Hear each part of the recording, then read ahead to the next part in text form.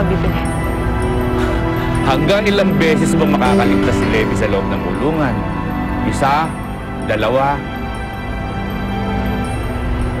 Mabubuhay si Levi. Makakalaya siya. At babalikan kayo. Gaano ba ako kasamang alternatibo para kay Levi?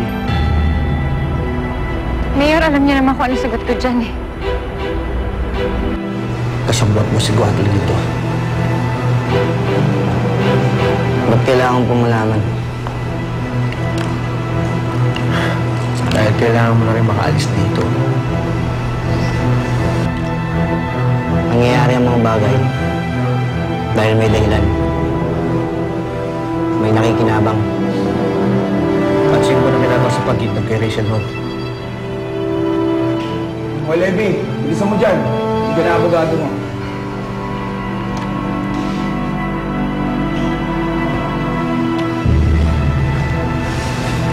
Palagay ko, kailangan mo rin kausapin si Atty. Guadlo.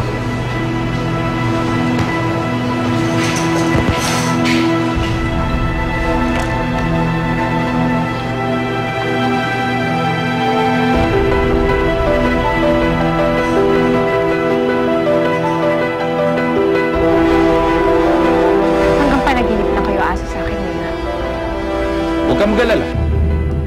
Mahilig akong managinip. Hindi ako sanay tumanggap ng hindi sa mga tanong ko. Babalikan kita.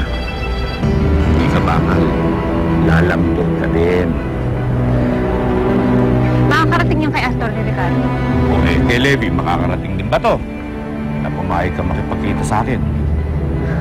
Nilansin niyo. Pati ang anak niyo ginamit niyo.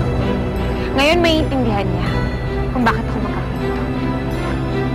Kaya dapat mag-isip-isip ka bago ka gumawa ng kahit na anong aksyon.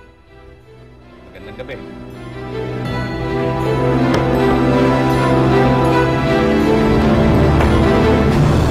Wala akong alam. Lalo nilang akong iniipit sa ginagawa niyo. Maraming kakampi si Mayor dito sa loob. Mahal ko pamilya ko. Kung natatakot ka para sa pamilya mo, paano ka? Kung mananahimik ako, nabubuhay ako. Ganito rin dapat ang gawin mo, Levi. Kung gusto mo pong magtagal. Kaya kung maaari, tigilan niyo na ako.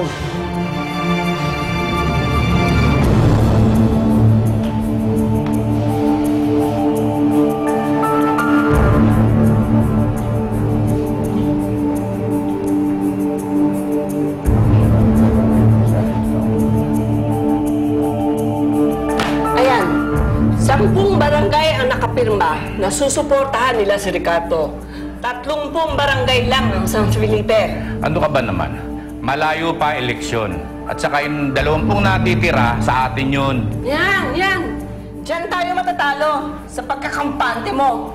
Bakit hindi ka magpamudmud na lang ang pera sa mga barangay? Total, yan naman ang katapat nila eh. Pera lang. Makakahalata ang taong bayan sa desperasyon natin. Hindi maghintay-hintay tayo ng mga ilang linggo bago yung eleksyon, saka tayo mamili ng boto. At bakit ka maghihintay pa ng eleksyon? Ha? Eh, nabibili naman ang mga boto ng mga yan eh. At saka isa pa, ha? Pwede ba, Edmundo, sa susunod, ha, ikaw, yung pantalon mo, lalagyan mo yan ng kandado. At kung makikipagkita ka sa Rachel na yan, siguraduhin mo, hindi aabot sa akin ng chismis!